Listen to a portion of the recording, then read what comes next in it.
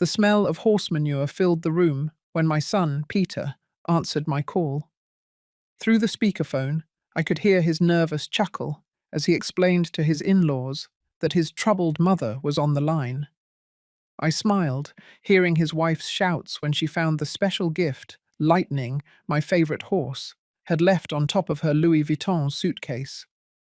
I never thought that at 65 years old, I'd become an expert in rural revenge, but my son left me no choice. Before I continue, make sure you've already subscribed to this channel and leave a comment telling me where you're watching this video from. We love to see how far our stories travel. It all started 3 days ago. I was living peacefully on the ranch that I had built with my late husband, Anthony. After 30 years of working as a nurse in Dallas, Texas, I finally retired and moved to our 100-acre property in rural Montana, our dream made real. Anthony had passed away a year and a half prior, after a long battle with cancer. He didn't get to enjoy retirement for long, but he made me promise that I would live life to the fullest for the both of us. The ranch was my sanctuary. I woke up at 5 o'clock in the morning to take care of the animals. 3 horses, 12 hens, and 1 hot-tempered rooster named Devil, a name Anthony gave him, claiming the bird had a devil inside of him. My days were filled with tending to the garden, reading on the porch, and occasional visits from the neighbors. It was a simple life, but a deeply satisfying one.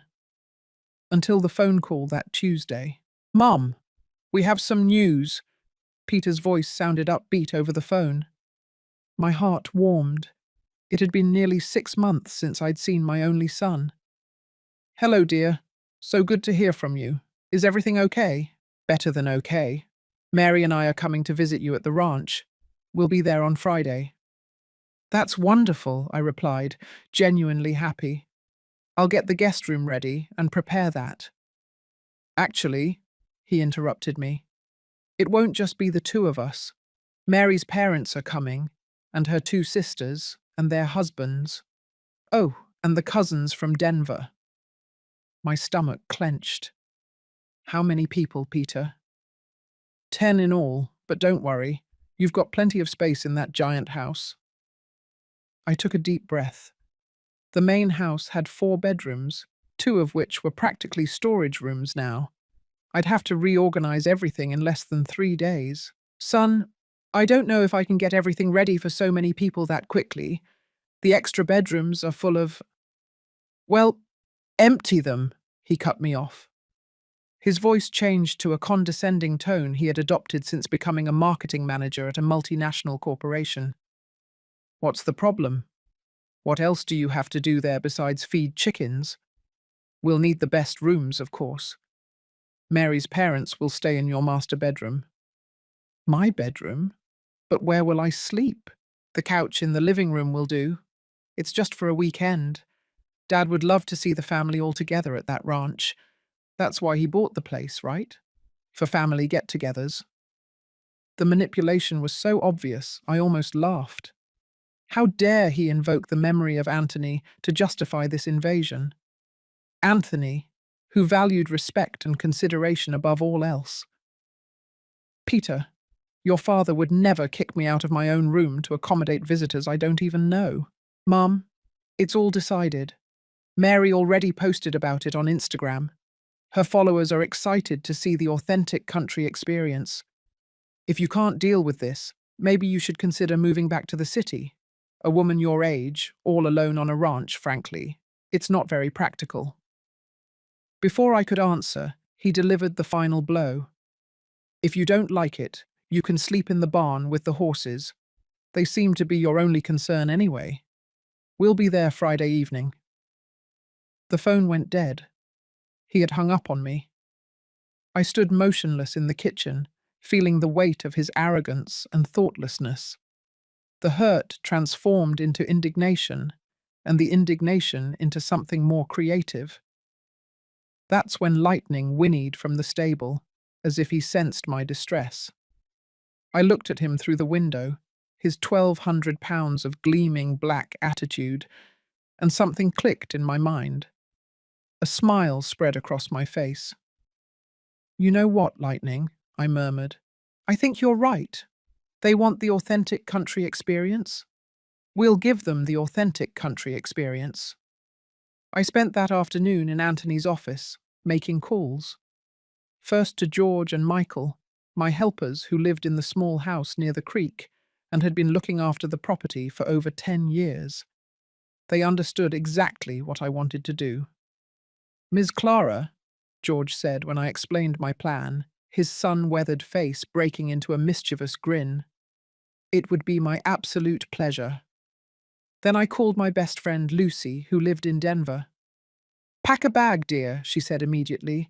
The Imperial Spa of the Rocky Mountains has a special this week. We'll watch the whole show from there. The next 2 days were a whirlwind of meticulously planned preparations. I removed all the quality bed linens from the rooms, replacing the Egyptian cotton with rough blankets from the barn's emergency supplies. The good towels went to the cellar, replaced by others that felt like sandpaper. I adjusted the thermostat in the guest wing to be chilly at night and during the day. Temperature control issues, I would claim. Old ranch houses, you know. But the piece de resistance required precise timing. Thursday night, as I installed the last of the small cameras, it's amazing what you can get with next-day delivery from Amazon. I stood in the living room, visualizing the scene. The Persian rugs I paid a fortune for, the restored antique furniture, the windows with their mountain view. This is going to be perfect, I whispered to Anthony's photo on the mantel. You always said Peter needed to learn about consequences. Before I left for Denver on Friday morning, George and Michael helped me with the finishing touches. We led lightning, star, and thunder inside the house. They were surprisingly cooperative, probably sensing the mischief in the air. A bucket of oats in the kitchen, some hay in the living room, and nature would take its course. The internet modem went into the safe. The swimming pool gained a new ecosystem of algae I'd been growing in buckets for days. The local pet store was happy to contribute a few dozen tadpoles and noisy frogs. As I drove away from my ranch at sunrise, my tablet already displaying the camera feeds, I felt lighter than I had in years. Behind me, Lightning was inspecting the living room couch.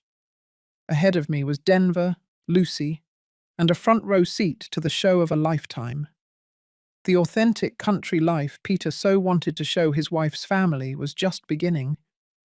The hotel in Denver was the complete opposite of what my son expected me to be living that weekend. As Lucy and I settled into a luxury suite with room service and perfectly tuned air conditioning, I watched the convoy of cars arriving at my property on the tablet. Look at your daughter-in-law's clothes, Lucy commented, pointing at the screen where Mary was getting out of the car. Are those Louboutins at the ranch? I nodded, watching my daughter-in-law totter across the gravel in her 4-inch heels. $10,000 about to meet authentic Montana mud. The parade of cars was impressive. 2 luxury SUVs and a convertible Mercedes bringing Mary's parents. All immaculate city vehicles about to face their worst nightmare. I counted the people through the cameras. Mary's sisters, Helen and Amy, their husbands, Charles and Robert, the cousins from Denver, Philip and Julia, and her parents, Scott and Rachel, who got out of the Mercedes wearing all white outfits. White clothes at a ranch. Urban naivete knew no bounds. Clara, you are absolutely brilliant, Lucy whispered as we watched them approach the front door. Peter struggled with the spare key I had told him about, the one under the ceramic toad that Anthony had made in his artistic phase. For a moment, I felt a pang of nostalgia, but then I heard Mary's voice on the external camera's audio. Oh my gosh, what a stench! How does your mother stand living here? The nostalgia evaporated instantly. Peter opened the door, and the magic began. The scream that erupted from Mary could have been heard for miles. Lightning was strategically positioned in the doorway, majestically swishing his tail as he deposited a fresh pile of manure on my Persian rug. But it was Star, standing in the living room as if she owned the place, calmly chewing on a Hermes scarf that had fallen from Mary's luggage, who really completed the scene. "What the heck is this?" Peter's professional composure vanished in an instant. Thunder chose that moment to enter from the kitchen, knocking over the ceramic vase that Anthony had made for our anniversary. I watched the vase shatter on the hardwood floor through the camera, but I felt no remorse. Things are just things. What was happening there was priceless. "Should they really be in here?" Helen suggested timidly, pressing herself against the wall as Thunder investigated her designer handbag with his large nose. "Horses don't belong in houses," Rachel shouted, her white linen already sporting suspicious brown stains from brushing against the wall where Lightning had been rubbing himself all morning. Peter grabbed his phone, frantically calling me. I let it ring 3 times before answering, making my voice sound breathless. "Hello, son. Did you arrive safely?" "Mum, there are horses in the house." "What?" I gasped, clutching my chest dramatically, even though he couldn't see me. Lucy had to cover her mouth to keep from laughing. "That's impossible. They must have escaped from the pasture." "Oh my goodness. George and Michael are visiting family in Salt Lake City this weekend. You're going to have to get them out yourself." "How am I supposed to—" "Mum, they're destroying everything." "Just lead them outside, dear. There are halters and ropes in the barn. They're as gentle as kittens. I'm so sorry, but I'm in Denver for a doctor's appointment. My arthritis, you know. I'll be back Sunday evening." "Sunday? Mum, you can't."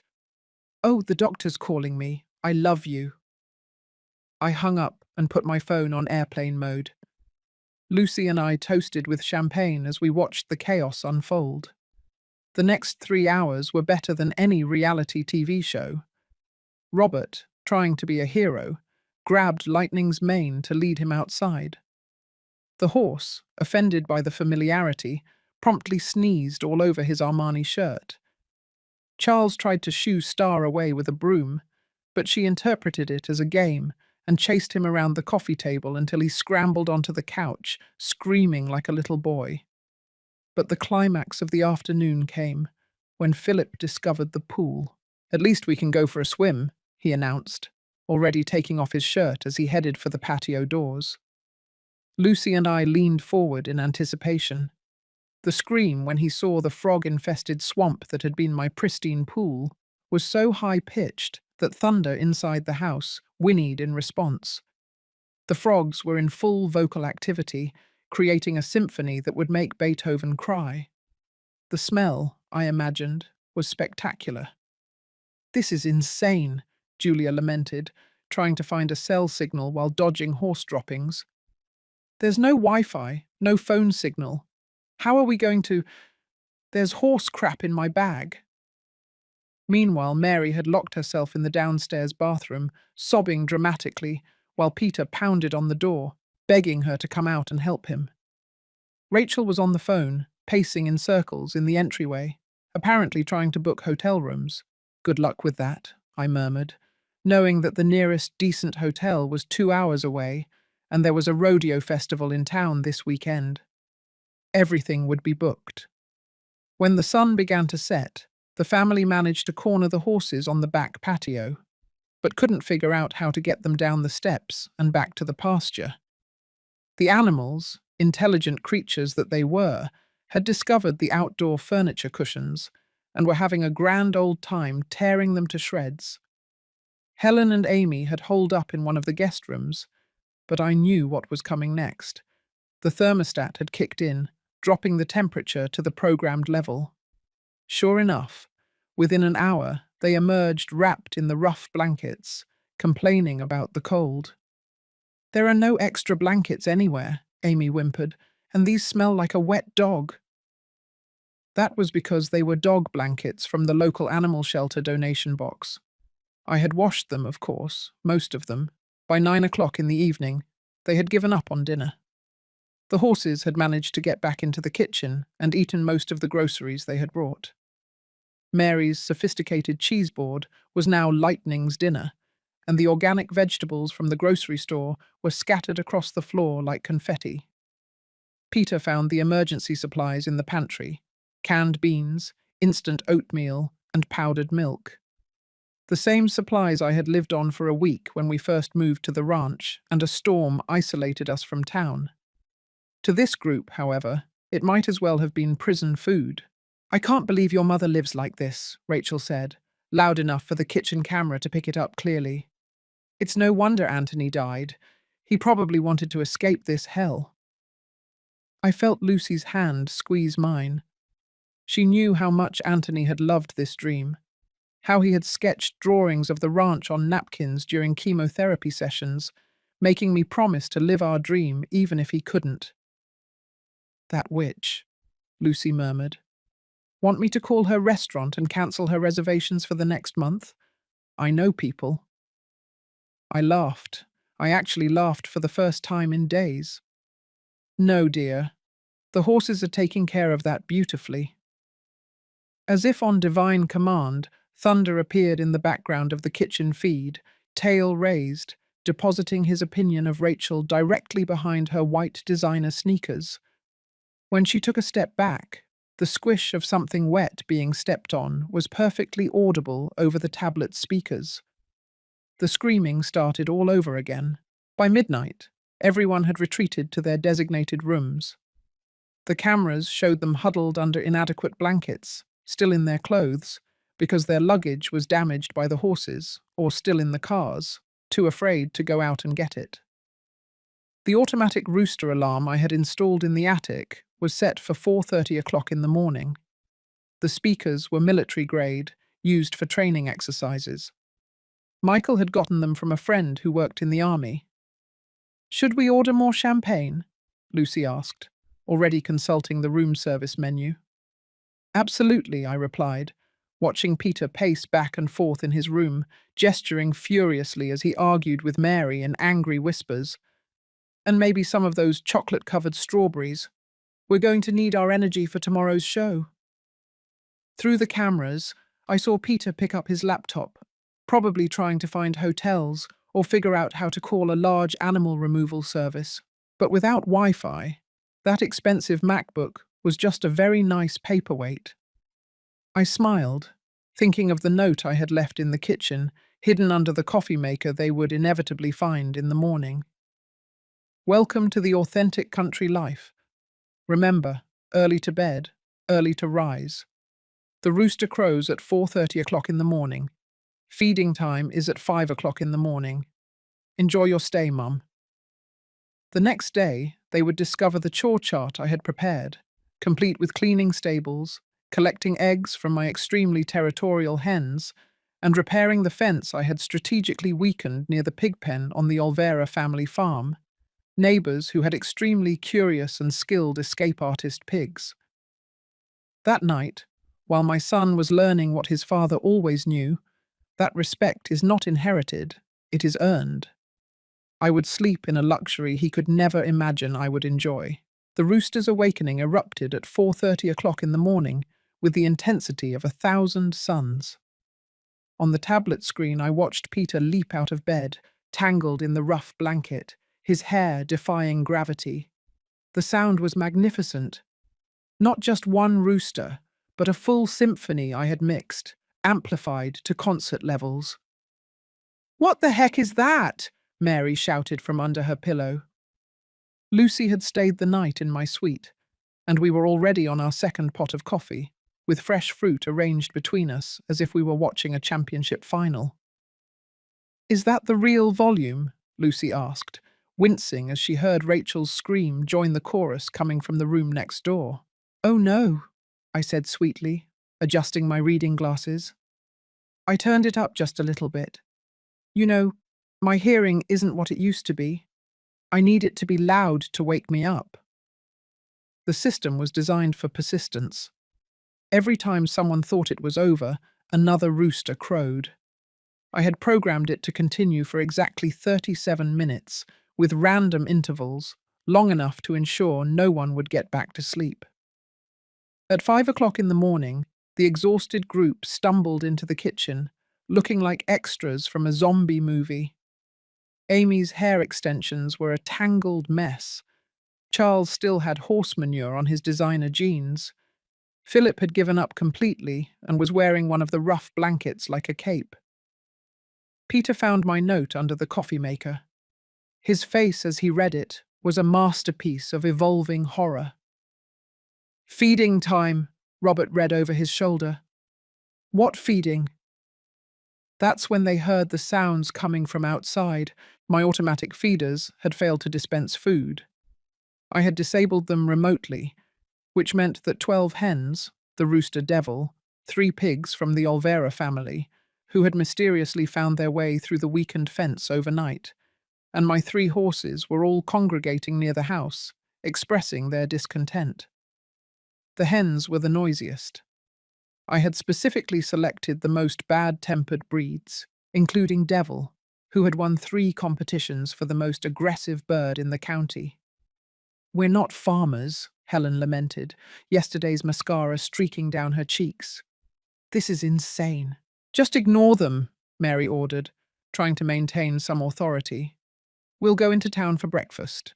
The GPS on Peter's phone reported that town was 40 minutes away. "Just one way. I found instant coffee," Julia announced, holding up the can of decaf I had left in a prominent spot.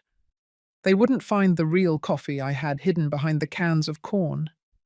As they struggled with the old coffee maker I had replaced for my espresso machine, which was carefully stored in the guest room that now served as a storage space, the animals grew louder. Lightning discovered he could bang on the porch with his hoof, creating a rhythmic boom that resonated throughout the property. The pigs had found the patio furniture and were enthusiastically redesigning the outdoor area. But Devil, he had discovered that he could fly high enough to land on the kitchen windowsill. The face-to-face encounter between Mary and Devil through the glass was cinematic. She screamed. He squawked back.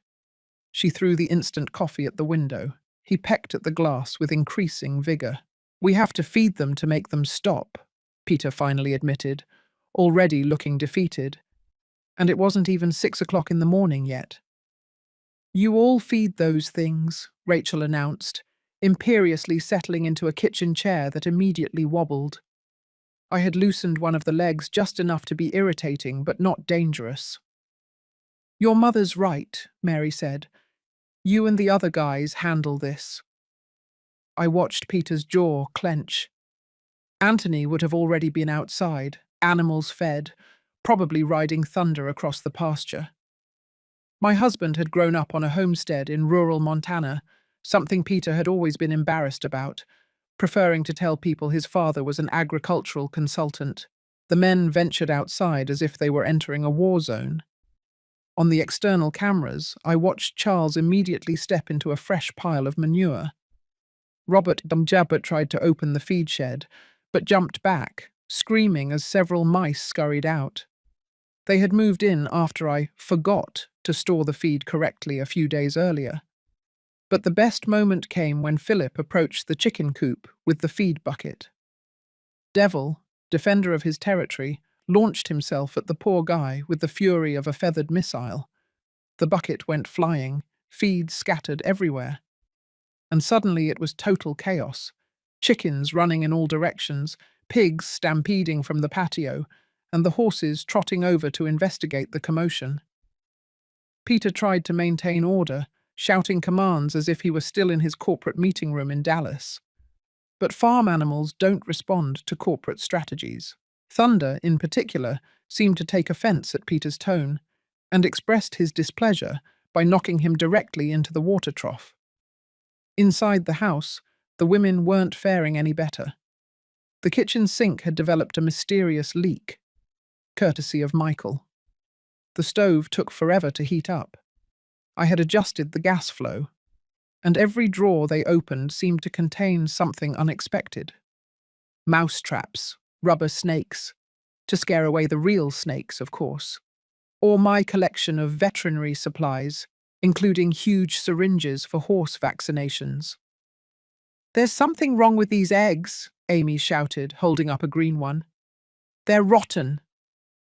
I laughed so hard that Lucy had to pause the video to calm me down. My Araucana hens laid the most beautiful blue and green eggs, but city folk always thought there was something wrong with them. By 7 o'clock in the morning, they managed to produce what could charitably be called breakfast. Burnt instant oatmeal, eggs that Rachel refused to touch, and instant decaf coffee that tasted like frustrated dreams. The milk was powdered because the fresh milk in the fridge had mysteriously gone sour. I had adjusted the refrigerator's temperature before I left. "I need a shower," Mary announced. "A long, hot shower." Oh, sweet illusion. The guest bathroom shower had two settings: Arctic water or the surface of the sun. The pressure alternated between a spray capable of stripping paint or just an insufficient trickle, with no in-between. I had also replaced all the soft towels with camping ones that absorbed water about as well as wax paper. Mary's screams when she found the icy water were audible all the way in the kitchen. Then the hot water kicked in and the screams went up an octave. Helen tried the other bathroom and discovered the drain was slow. Hairs from the horses' tails that George had carefully placed caused the shower to overflow quickly. Meanwhile, Peter was desperately trying to get online. He found the router, turned it on, but couldn't figure out why it wasn't working. He couldn't see that I had changed the password to a 47-character random sequence and hidden the paper with the password inside the stable, specifically in the middle of the hay bales in the attic. "Maybe there's Wi-Fi in town," Charles suggested hopefully. "I'm not driving 40 minutes just to get online," Peter replied. The stress was clearly getting to him. Perfect. That's when they discovered the next phase of my plan. The chore chart in the laundry room that I had titled Daily Ranch Responsibilities in Anthony's handwriting, which I had carefully imitated. It was laminated and looked official, as if it had been there for years. Clean stable, 8 o'clock. Collect eggs, 8:30, use protection. Check fences, 9 o'clock. Move irrigation pipes, 10 o'clock. Feed chickens, again, 11 o'clock. Special diet. Clean pool filters, midday. Clean pool. Robert perked up. Maybe this won't be as bad as it looked yesterday. Sweet, naive Robert. The pool in the daylight was even worse. The algae had proliferated overnight, turning the water into a green carpet. The frogs had invited friends. Something that might have been a small alligator, but was probably just a log, floated menacingly in the deep end. The smell, I imagined, was spectacular. "We are not doing this," Rachel declared firmly. "This is not what we came here for." "What did you come here for, then?" I murmured to the screen, although she couldn't hear me. "For the free vacation, for the Instagram photos, to inspect my property." Lucy poured more champagne. We had switched from coffee as we watched them argue heatedly. Mary wanted to leave immediately. Peter insisted they couldn't abandon the animals. The cousins were already packing their bags. Charles was searching on his phone for, "Can you get sick from horse manure?" using the minimal signal he could get, standing on one foot near the chicken coop. Then came the moment I had been waiting for. Peter, frustrated and desperate, went to my bedroom to look for anything that could help. A different internet password, contact info for George and Michael, any salvation. That's when he found the envelope on my dresser, addressed to him in my handwriting. Inside was a single sheet of paper with one paragraph. "Peter, when you read this, you will have experienced about 1% of what it's really like to run a ranch. Your father did this every day for the last 2 years of his life, even through chemotherapy, because he loved this place. This wasn't just my dream. It was ours. If you can't respect that, if you can't respect me, then you don't belong here. The horses know it. The chickens know it. Even the frogs in the pool know it. Do you?" Below, I had put a photo Anthony had taken a month before he died. He was on Thunder, wearing his worn cowboy hat, smiling as if he had won the lottery. In the background, barely visible, was me, mucking out stables in rubber boots and his old flannel shirt, laughing at something he had said. We had been so happy here, so complete. On the camera, I watched my son sink onto my bed, the letter in his hand, his face going through emotions I hadn't seen since Anthony's funeral. Shame, recognition, maybe even understanding. But then, Mary's voice interrupted the moment. "Peter, there's something wrong with the toilet. It keeps making a noise." The spell was broken. He folded the letter, put it in his pocket, and went to deal with the mysteriously out-of-whack toilet. A simple valve adjustment that would take 5 seconds for someone who knew what they were doing, and hours for someone who didn't. We ordered lunch at the hotel. I had the grilled salmon. Lucy had the filet mignon. My cell phone showed 17 missed calls from Peter, 23 from Mary, and a text from Rachel that just said, "This is elder abuse." Elder abuse. I laughed so hard the waiter came to check if we were okay. The sun was setting on their first full day at the ranch. On the cameras, I could see them gathered in the living room, exhausted, dirty, and defeated. They managed to feed the animals, poorly, collect some eggs, losing 3 to Devil's Fury, and Charles had fallen into the pool while trying to scoop out the algae. Now they were eating canned beans and old crackers for dinner, because no one wanted to drive to town. And the horses had gotten into the kitchen again while they were outside, eating everything else edible. "One more day," I said to Lucy, raising my glass. "One more day and they will be completely broken." "You're wicked," she said admiringly. "Absolutely wicked." "No," I corrected, thinking of Anthony, of everything we had built, of all the dreams Peter wanted to destroy. "I'm just a rancher protecting her land." Sunday dawned with biblical precision. At 3:47 o'clock in the morning, the Olvera family pigs discovered that the hole in the fence had mysteriously gotten bigger overnight, thanks to George's late-night work. The 3 pigs, led by a massive sow named Gertie, made their way onto my property and discovered the final treasure, Scott's Mercedes, with the windows slightly open for ventilation. The car alarm at 4 o'clock in the morning was spectacular. On the camera, I watched Peter stumble outside in his ridiculous city shorts and slippers, trying to evict 2 pigs from the back seat. Gertie had settled into the driver's seat and was enthusiastically chewing on what looked like Rachel's leather handbag. "This can't be happening," he repeated like a mantra. But oh, it was. The Rooster recording joined the symphony at 4:30 o'clock in the morning, right on schedule. This time I had added some peacock screams to the mix. The sound was so unholy that Robert literally fell out of bed, taking the rough blanket and a table lamp with him. When they all gathered in the kitchen at 5 o'clock in the morning, they looked like survivors of some apocalyptic disaster. Rachel's white linen had been abandoned for what looked like her husband's golf clothes from a decade ago. Helen was wearing a horse blanket as a dress. Philip had completely given up on dignity and was shirtless, despite the morning chill.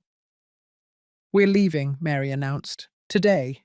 Now." "The car," Peter began. "I don't care about the car. Call a rental company." That's when they discovered that the nearest rental car company was at the regional airport, 2 hours away, and was all booked up due to the rodeo festival. The only local taxi company was a car driven by an old man, Mr. Henderson, who was visiting his daughter in Denver. "We could call an Uber," Amy suggested hopefully. The looks she received could have curdled milk. Uber at a homestead in rural Montana, 40 minutes from the nearest city, with no cell service to even place the order. "I found real coffee," Robert announced triumphantly, holding up the can of coffee I had hidden. It was the first genuine smile I saw on any of them. They were so focused on the coffee that no one questioned why Robert was looking behind cans of corn that had expired years ago. As they waited for the old coffee maker to work its magic, a new sound joined the morning chorus. Thunder had learned how to open the stable door, not by forcing it, but by literally using the latch with his teeth. Now he was leading Star and Lightning in what could only be described as a victory parade around the house. "How are they so smart?" Julia lamented, watching the horses through the window. "They're ranch horses," I said to my tablet screen, toasting them with my mimosa. "They learn from the best. That's when nature called." Literally. The septic system, which I had had serviced right before I left, but had told Peter was having problems lately, chose that moment to fail. Just enough to make the downstairs bathroom unusable and create a smell that sent everyone fleeing to the porch where Devil was waiting. The rooster had apparently decided the porch was his new kingdom. He had set himself up in the rocking chair and was defending his territory with the passion of a medieval knight. Charles tried to reason with him. "You can't reason with a rooster." Devil lunged, wings spread and spurs ready. Charles's retreat broke speed records. "We need help," Peter finally admitted, grabbing his phone to try and call me again. This time I answered on the first ring, my voice as cheerful as Christmas morning. "Hello, son. How's the ranch?" "Mum, we need you to come back. It's falling apart." "Oh dear, what's wrong?" He began listing the disasters, his voice becoming more frantic with each item. I made appropriate noises of concern, while Lucy filmed me on her cell phone for posterity. "Well," I said when he finally ran out of breath, "George and Michael should be back on Monday. They'll know what to do. In the meantime, there's a manual in the barn for all the equipment and systems. Your father wrote it all down." That was true. Anthony had meticulously documented everything about the ranch. The manual was 300 pages long, laminated, and was currently stored in the attic under approximately 1,000 pounds of hay. Good luck finding it. "Monday? Mum, we can't. Oh, the doctor's calling me. The arthritis specialist. I have to go." I hung up and put my phone on airplane mode again. Through the cameras, I watched Peter throw his phone against the porch wall. It bounced and landed in a fresh pile of pig manure. The day progressed like a symphony of chaos. They tried to do laundry, but I had only left the eco-friendly detergent that required precise measurements and hot water, which the guest wing didn't have consistently.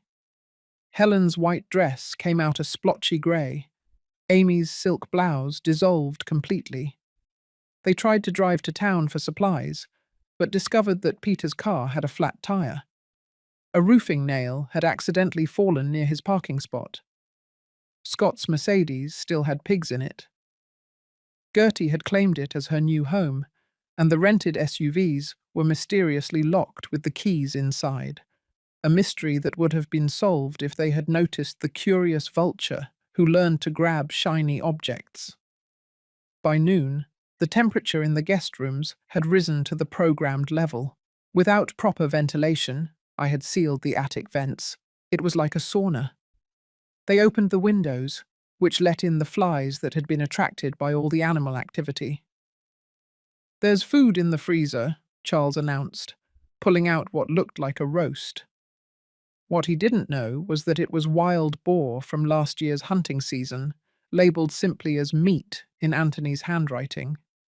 They thawed it in the microwave, turning it into rubber. The smell alone could have been classified as a chemical weapon. Lunch turned into crackers and the green eggs no one wanted to eat.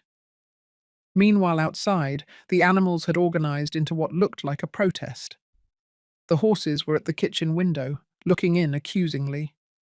The hens had discovered they could jump onto the porch roof and were pecking at the upstairs bedroom windows. The pigs had moved on from the Mercedes to explore Peter's car, and an ambitious piglet had somehow gotten into the engine compartment. "This is insane," Rachel repeated, fanning herself with a paper plate. "Absolutely insane." Then came the rain. Summer storms in the countryside don't mess around. This one arrived at 2 o'clock in the afternoon with thunder that shook the house. The rain came horizontally, finding all the cracks in the windows that I had strategically left unsealed. Within minutes, the guest rooms were soaked. But the real discovery came when they tried to close the windows. The old wooden frames, which I had meant to fix, but conveniently forgot to mention, had swollen with the humidity. They were stuck open. Philip and Charles tried to force them, but only succeeded in breaking one completely, leaving an opening that the rain happily explored. "We need towels," Mary shouted. The camping towels weren't going to be much help. They used the rough blankets, their clothes, anything absorbent to try and stem the water. Meanwhile, the roof in the laundry room, which had that small leak I had noticed but not mentioned, transformed into a waterfall. The chore chart I had laminated so carefully floated like a little raft of responsibility. The storm passed after an hour, leaving everything damp and smelling of wet wool. The power flickered and went out. My backup generator, which would have turned on automatically, was mysteriously out of fuel. I had asked George to drain it. The manual start generator in the barn required reading a 16-page instruction manual in Spanish. I had swapped the manuals as a joke months ago, forgetting to switch them back. Serendipity. As night fell, they huddled in the living room with candles I had left. Trick birthday candles that relight themselves when you blow them out. Watching them try to figure out why the candles kept relighting was better than any TV show. "We could cook on the grill," Peter suggested, trying to salvage something from the day. The gas grill was empty.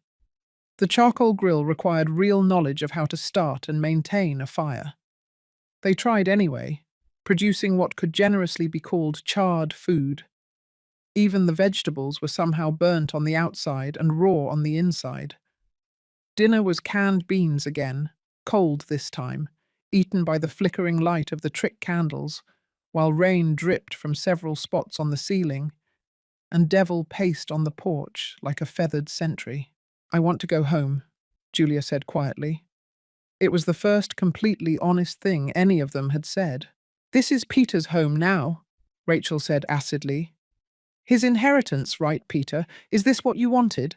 On the infrared camera, I saw my son's face. He looked broken. "Good. I just thought," he started. "You thought you'd take over your mother's retirement paradise," Mary finished. "Turn it into our vacation home. Maybe rent it out when we weren't here. You talked about it for months," Helen added. "How much money the property was worth. How you could subdivide it." "Subdivide it?" "My 100 acres. Our dream." Lucy squeezed my hand as we watched. "Are you okay?" "I'm perfect," I said. And it was true. At 9 o'clock in the evening, something magical happened. The clouds cleared, revealing a stunning Montana night sky. Thousands of stars, the Milky Way visible in all its glory. On the cameras, I watched the family venture onto the porch. Devil had finally retreated to the chicken coop. For a moment, they all stood in silence, looking at something most of them had never truly seen before. A sky without light pollution. Charles pointed out a constellation. Amy saw her first shooting star. Even Rachel seemed impressed by the majesty. "It's beautiful," Mary admitted in a low voice. "Dad loved this," Peter said suddenly. "He used to send me photos of the night sky from here. I always deleted them without looking." The confession hung in the air like another star. "He built this place for Mom," he continued. "Every fence, every garden bed. Even when he was sick, he was out here working. And I called it a waste of money." "You said worse things than that," Rachel reminded him. Because, of course, she would. The moment fell apart. They went back to their damp, dark rooms. On the night vision cameras, I watched them toss and turn in the uncomfortable beds. Too hot, then too cold. Rough blankets providing little comfort. At midnight, the coyotes started howling, not close enough to be dangerous, but loud enough to be heard clearly through the broken window. Then the owls joined in. Then Gertie, still in the Mercedes, discovered the horn. Sunday, one more day. Tomorrow they'd break completely, and I would return to reclaim my kingdom. But tonight, just for a moment, under those stars, Peter had remembered his father. That was more than I had hoped for, maybe more than he deserved. "Ready for the grand finale?" Lucy asked, checking the weather forecast on her cell phone. I looked at the forecast for Sunday. Clear skies and a high wind advisory. "Ah, yes," I said, raising my champagne glass to the screen where my son was sitting in the dark, finally understanding what he had tried to take away from me. "Let's end this with a bang." The best part? I hadn't even used my secret weapon yet. Tomorrow they'd meet the family of capybaras that used to visit the creek behind the property. Monday morning dawned with what the local weather service would later call a thermal anomaly. At 6 o'clock in the morning, it was already sweltering. At 7 o'clock in the morning, when the exhausted group stumbled into the kitchen after another rooster serenade, the temperature was soaring. "Why is it so hot?" Helen whimpered, fanning herself with a paper towel. "Because, my dear." I had turned off the central air conditioning before I left, leaving only the inadequate ceiling fans that ran on electricity, which they didn't have. The main fuse replacement was in Anthony's workshop, behind approximately 400 pounds of wood that I had asked George to stack there for future projects. On the tablet at the hotel, where Lucy and I were enjoying eggs Benedict and perfectly controlled air conditioning, I watched them discover that the fridge, without power for over 12 hours, had become a breeding ground for bacteria. The smell when Philip opened it sent everyone fleeing to the porch where the capybara family was waiting. I should explain the capybaras. They weren't exactly mine. They belonged to the creek and the riparian forest, but I fed them occasionally, and they had learned that humans meant food, and someone, definitely not George under my instructions, might have left a trail of fruit from the creek directly to the front porch. 6 capybaras, each weighing 130 pounds, plus some babies, docile and vegetarian animals, but extremely territorial when it came to food. And there was food scattered all over the porch, courtesy of the hens that had rummaged through the trash cans. Scott was the first to make eye contact with the alpha male. Fatal error. The animal moved forward, not exactly aggressive, but firmly determined to get what it considered its own. Scott backed away so quickly that he tripped over the rocking chair, falling on his back. The capybaras, interpreting the movement as an invitation to share the space, advanced onto the porch. The screaming started again. "What are those things?" Rachel shouted, scrambling onto a chair. "Capybaras," the tablet screen replied. "Totally harmless, most of the time. The thing about capybaras is that they are curious, extremely curious, and once they decide you are interesting, they follow you everywhere." The group retreated into the house, but the animals just stood at the windows, staring with their big, dark eyes, occasionally making their characteristic noises. Inside, the temperature kept rising. Without power, without air conditioning, and with the morning sun turning the windows into magnifying glasses, the house was becoming an oven. "We need ice," Charles declared, already sweating through his last clean shirt. The ice machine, of course, required electricity. The reserve ice in the stable freezer had melted when the power went out. The nearest store was 40 minutes away, and the car situation hadn't improved. That's when Robert discovered the well. "There's a hand pump," he announced triumphantly. "At least we can get some fresh water." What Robert didn't know was that the well pump hadn't been serviced in years. It technically worked, but the water came up rust-coloured and smelling of sulphur. They tried anyway. Amy threw up. Even the capybaras backed away from the smell. By midday, the temperature hit over 100 degrees. The metal roof was creaking with the expansion. The horses had found the only shade directly under the kitchen window and were contributing their own fragrance to the situation. "I'm calling 911, Rachel announced, holding up her phone. "And say what?" Peter retorted, his patience exhausted. "That it's hot and there are capybaras?"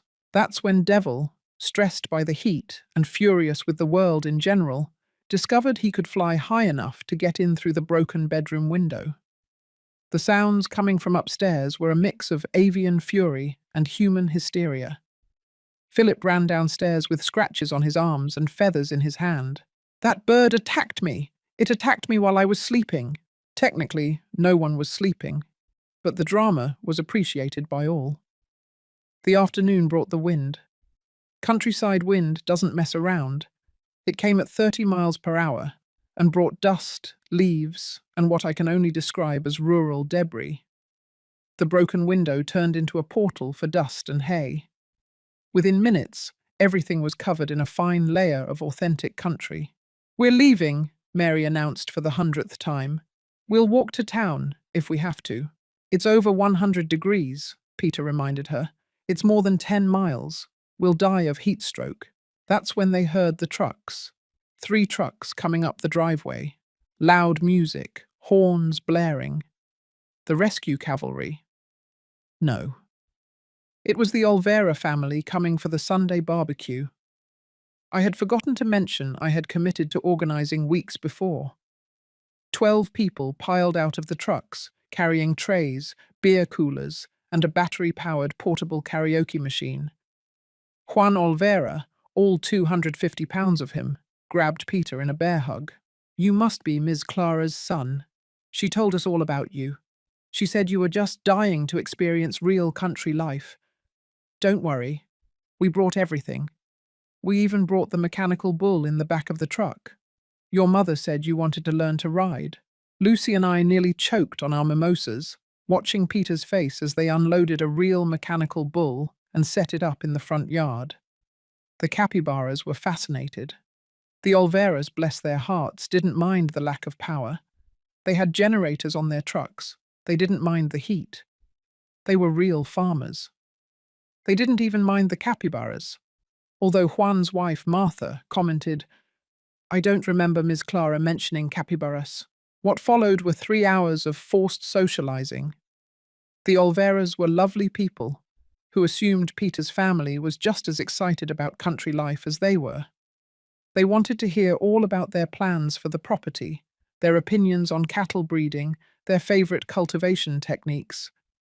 Amy tried to explain she was from Denver. Juan's son, Johnny, who was actually bigger than his dad, interpreted that as an invitation to tell her about all the people he had already met in the city. A story that took 40 minutes and included family photos. Charles was forced onto the mechanical bull. He lasted 5 seconds before being launched into a pile of hay that the capybaras were using as a bathroom. The Olveras cheered as if he had won a championship. Rachel locked herself in the bathroom to cry, but Martha followed her in, assuming she needed a woman-to-woman chat about farm life. On the bathroom camera, I heard Martha giving detailed advice on calf birthing and the best way to clean chicken guts. The karaoke started at 4 o'clock in the afternoon. Juan insisted everyone participate. Robert's performance of The Half Turn, while the capybaras sang along, was particularly memorable. Mary, forced to sing "Why is Life Useless to Me," seemed to be having a nervous breakdown. But the moment that completely broke Peter was when Johnny asked, "So, when is your mother coming back?" "She promised to show me that new cheese-making method. She's in Denver," Peter said weakly. "Medical issues." "Medical issues?" Juan shouted. "That woman is tougher than my prize-winning bull. I saw her last week carrying hay bales like they were pillows." "What kind of medical issues?" Peter couldn't answer, because that's when Gertie the sow, protector of her piglets, decided the mechanical bull was a threat. A 400-pound sow charging a mechanical bull while 12 farmers and 10 city people ran in a panic and capybaras watched with interest. It's something National Geographic documentaries should show. The Olveras finally left at sunset, but not before extracting promises to repeat the Sunday program and leaving the mechanical bull behind, because you all need to practice. The family sat amidst the wreckage of the yard as darkness fell. Without power, with no safe food to eat, covered in dust, sweat, and various animal fluids. "I want my mum," Peter said softly. It was such an infantile statement that even Mary looked at him with something approaching sympathy.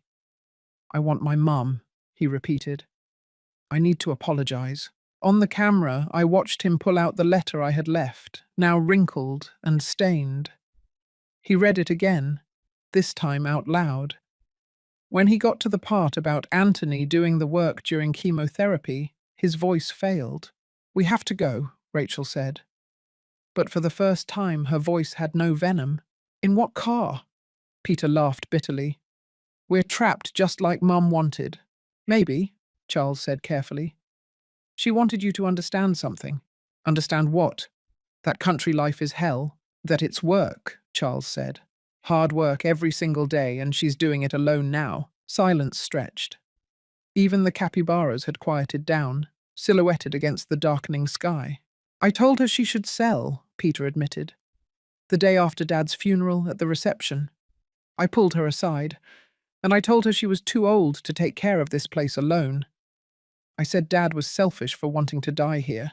Even Rachel winced at that. I had a buyer lined up, a construction company. They would have paid 3 times what they paid."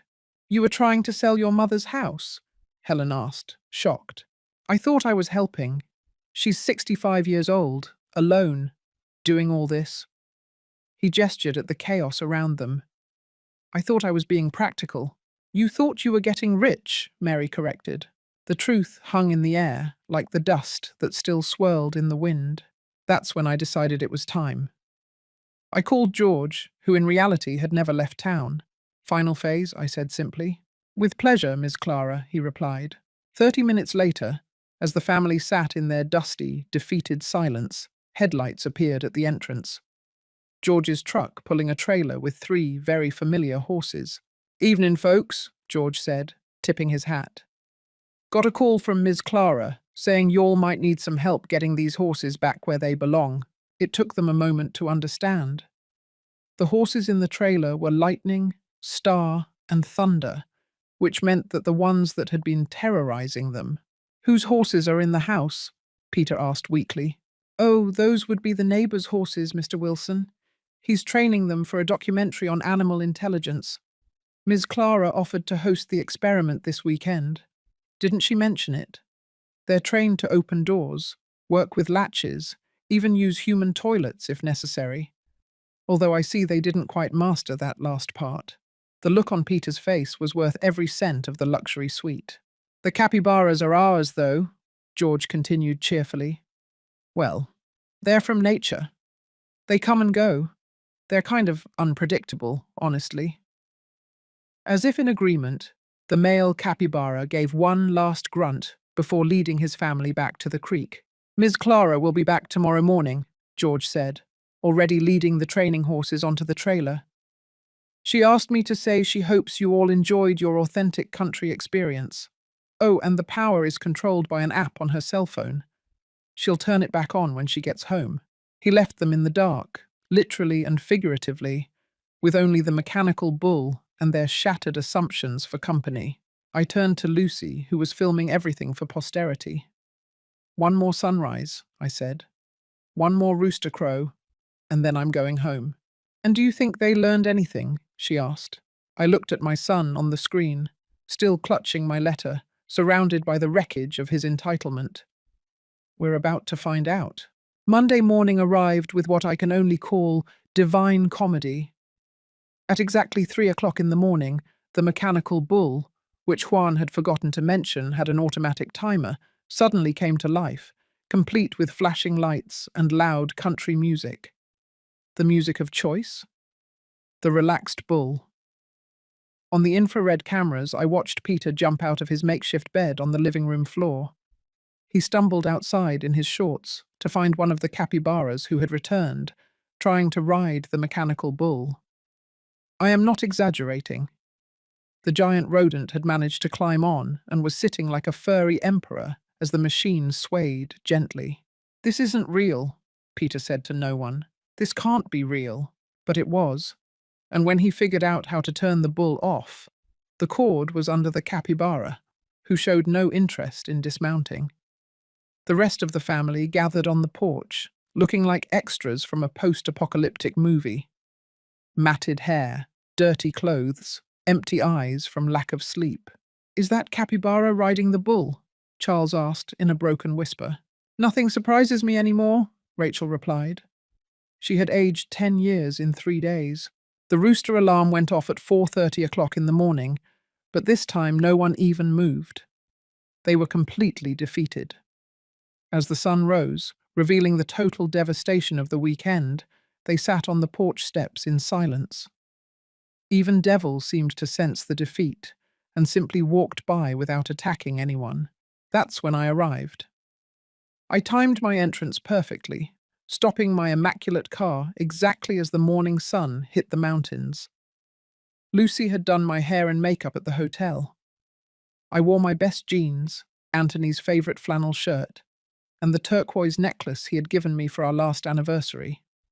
I looked exactly what I was, a woman in total control of her domain. The family watched me get out of the car as if they were seeing a ghost. "Good morning," I called out cheerfully, grabbing my weekend bag.